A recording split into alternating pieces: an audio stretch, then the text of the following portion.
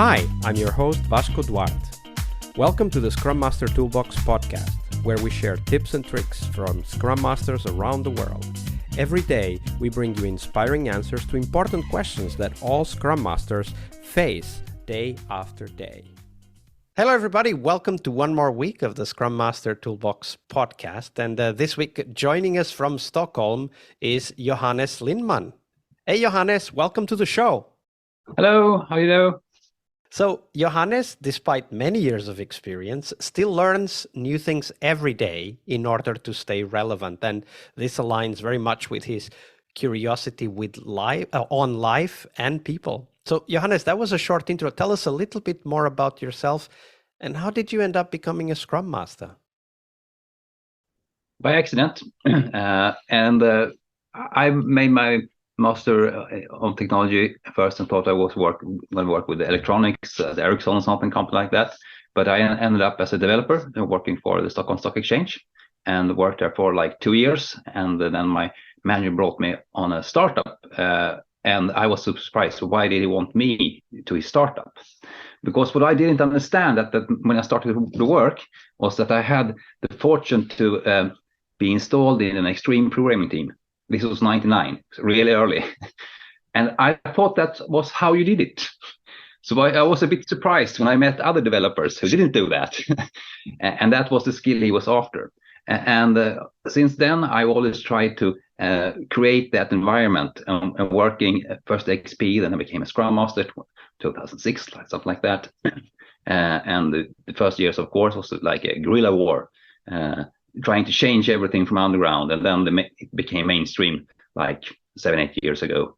But it's always been so it was how I wanted to work, and I had to learn. And Scrum was the more selling way than extreme programming. So Scrum was. Scrum did become a lot more popular than extreme programming, even if extreme programming had a lot of good things in it that many of us should go back to and practice.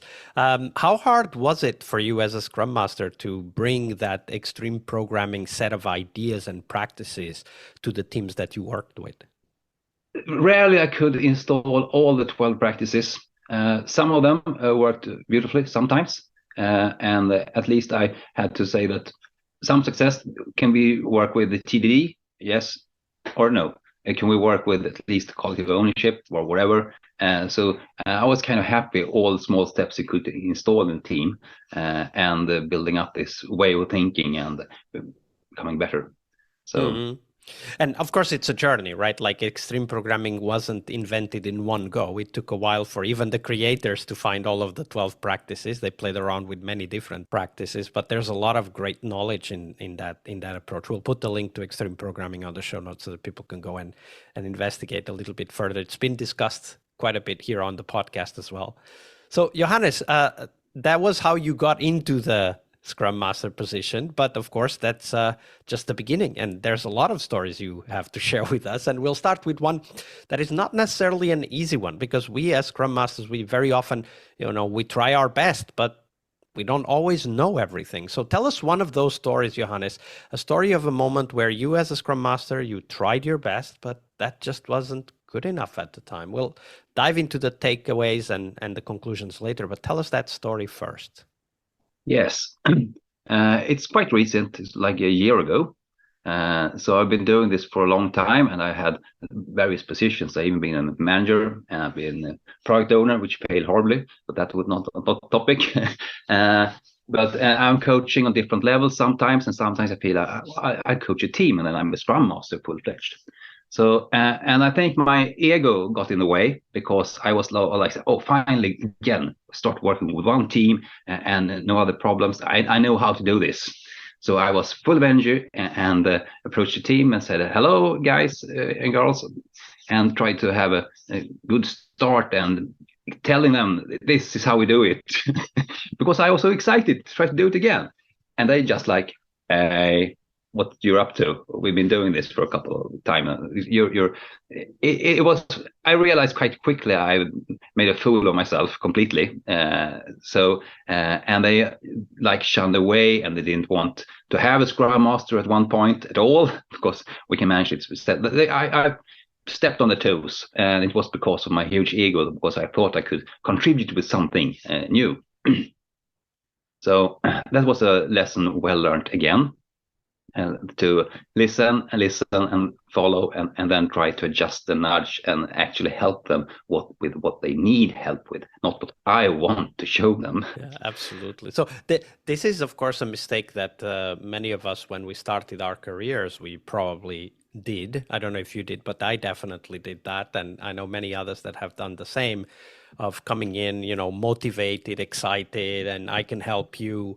But we very often forget that it's not us helping them, it's them asking for help that matters, right? Because when they want to be helped, then everything flows. And when we want to push help, then of course everything pushes back. But I want to dive a little bit more into this, because this is a very interesting story, especially because you were already at the time very experienced. So you were able to kind of capture that, okay, something went wrong. What was that? So walk us through the first few interactions. So you went there, you started to say, okay, people, this is how we do it. Here are the important things. How did they react, and how did you perceive that? Like, what was the process of understanding that, yeah, I did step on somebody's toes? How did that go? Well, again, I might have misunderstood. First of all, the signal would be when they asked for help. It wasn't the team who asked for help; it was their manager. The first warning sign. And I assumed a lot of things about the team that wasn't true, of course. And I was eager to do something concrete to do in order to help them, and I should really have slowed down and watched and listened, and take it easy to figure out what actually do they need help with, and let it take some time and stabilize. The problem was, again, I wanted to feel that I had some value, I could bring something to the table, and I did in the end because I can, but I need to find what level they are on and what they really need help with.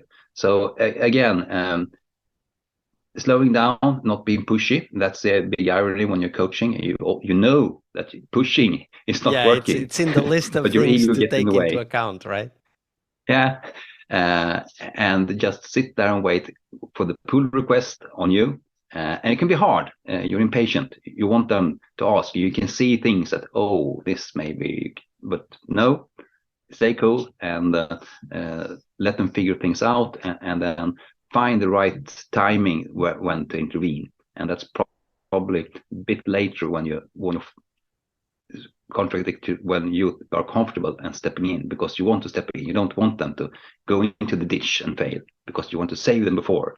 But they need to learn something, not horrible, but some pains first, and then we can talk about it. Yeah, this goes back to one of the mantras that has been repeated quite a lot here on the podcast, which is this idea that we need to let the teams fail safely, right? Like, it's better to let them fail early and with small things so that they learn, and then they have the motivation to try different approaches, right?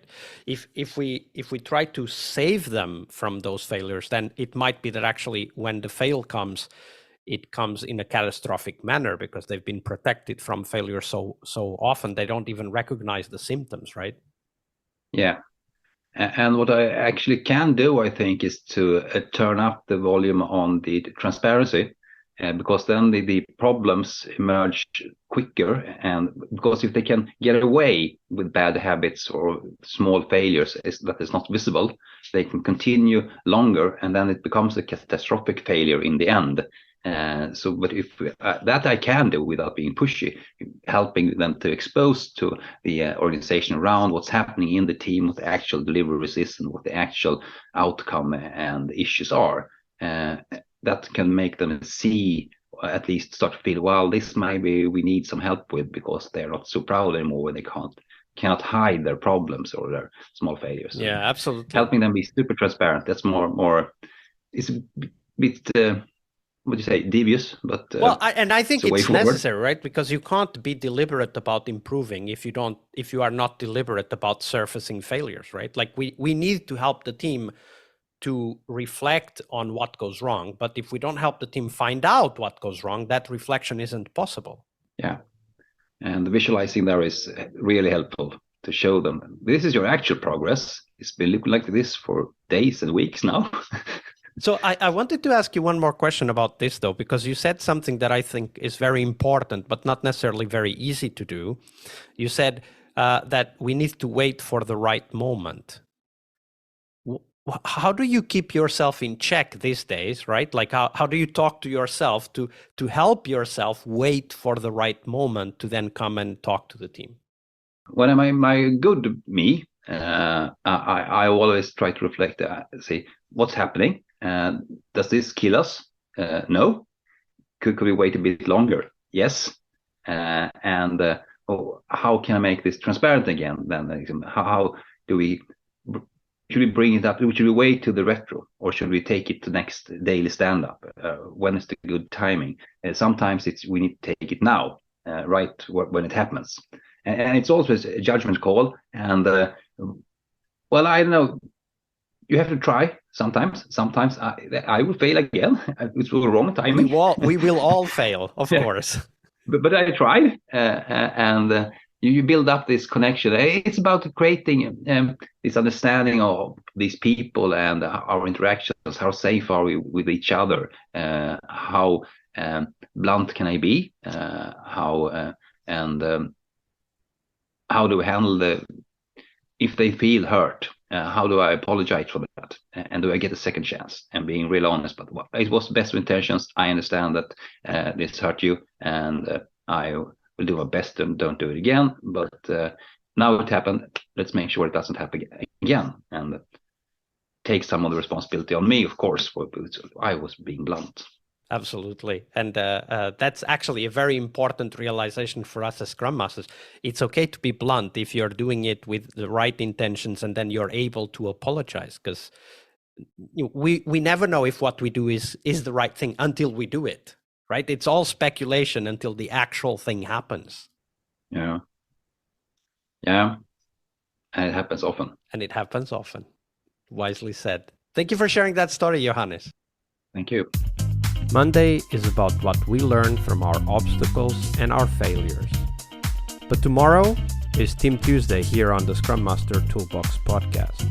We explore teams and their journeys, the habits they develop that threaten their performance, how each of our guests help their teams evolve, and the one key lesson they learned from that experience. We really hope you liked our show. And if you did, why not rate this podcast on Stitcher or iTunes? Share this podcast and let other Scrum Masters know about this valuable resource for their work. Remember that sharing is caring.